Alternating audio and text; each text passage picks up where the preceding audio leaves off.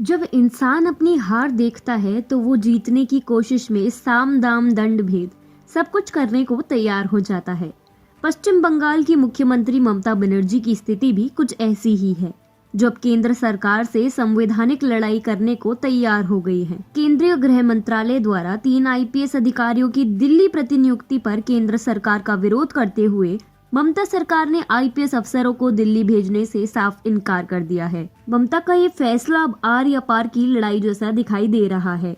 इस फैसले पर गौर करें तो ऐसा लगता है कि वो केंद्र सरकार को राष्ट्रपति शासन लगाने के लिए विवश कर रही है, जिसका वो चुनावी समर में लाभ उठा सके। बीजेपी के राष्ट्रीय अध्यक्ष जगत प्रकाश नड्डा पर हुए जानलेवा हमले के बाद केंद्रीय गृह मंत्रालय ने उनकी सुरक्षा में चूक पाई, जिसके बाद बंगाल के 3 जिम्मेदार आईपीएस अफसरों की सजा के तौर पर दिल्ली में प्रतिनियुक्ति कर दी गई है। पश्चिम बंगाल के मुख्यमंत्री ममता बनर्जी को ये फैसला पसंद नहीं आया है। बंगाल सरकार द्वारा फैसला किया गया है कि वो किसी भी कीमत पर बंगाल के इन 3 आईपीएस अधिकारियों को दिल्ली नहीं भेजेंगे। आईपीएस अधिकारियों को दिल्ली बुलाने के मुद्दे पर टीएमसी नेता और मंत्री सुब्रत मुखर्जी ने केंद्र सरकार की आलोचना की है।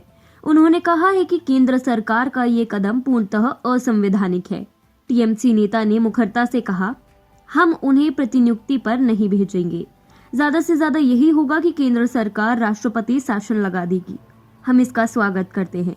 यदि केंद्र के पास ये करने की शक्ति है तो वह ऐसा कर सकती है। स्पष्ट है कि ममता सरकार को अब राष्ट्रपति शासन लगने का भी कोई भय नहीं रहा है। ऐसा लगता है कि वो केंद्र सरकार को उकसा रही है राज्य में राष्ट्रपति शासन लगाने के लिए, जिससे उन्हें इस मुद्दे के जरिए जनता के बीच चुनावों में सहानुभूति कार्ड खेलने का मौका मिल जाए। पहले ही पार्टी में अपने वफादारों के साथ छोड़ने से ममता के सामने चुनौतियां बढ़ गई है। इस मामले पर गृह मंत्रालय ने पश्चिम बंगाल सरकार को बताया है कि किसी भी विवाद की स्थिति में आईपीएस काडर नियमों में केंद्र आदेश जारी कर सकता है, जिससे राज्य सरकार को मानना ही होगा। इसके बाद ममता सरकार के मंत्री ने कहा कि केंद्र सरकार अपनी शक्तियों का गलत इस्तेमाल कर रही है।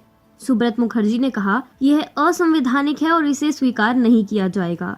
हम केंद्र के हस्तक्षेप को अनुमति नहीं देंगे। केंद्र सरकार आईपीएस कैडर नियमावली 1954 के कुछ प्रावधानों का गलत इस्तेमाल कर देश के संघीय ढांचे को बर्बाद करने का प्रयास कर रही है। गौरतलब है कि केंद्रीय गृह मंत्रालय ने बीजेपी अध्यक्ष के काफिले पर हुए हमले के बाद बंगाल के 3 प्रमुख आईपीएस अफसरों को प्रतिनियुक्ति के लिए दिल्ली बुलाया है। माना जाता है कि ये तीनों अधिकारी टीएमसी और ममता बनर्जी के वफादार हैं, जिसके चलते ममता इन्हें बचाने में राष्ट्रपति शासन लगाने से भी परहेज नहीं कर रही है, बल्कि राष्ट्रपति शासन के जरिए वह एक नया चुनावी लाभ लेने की रणनीति में है। बता दें कि ममता का अधिकारियों के मुद्दे पर केंद्र से विवाद होना कोई नई बात नहीं है। 2019 में पहले भी सीबीआई के अधिकारियों को बंदी बनाने का मामला सामने आ चुका है।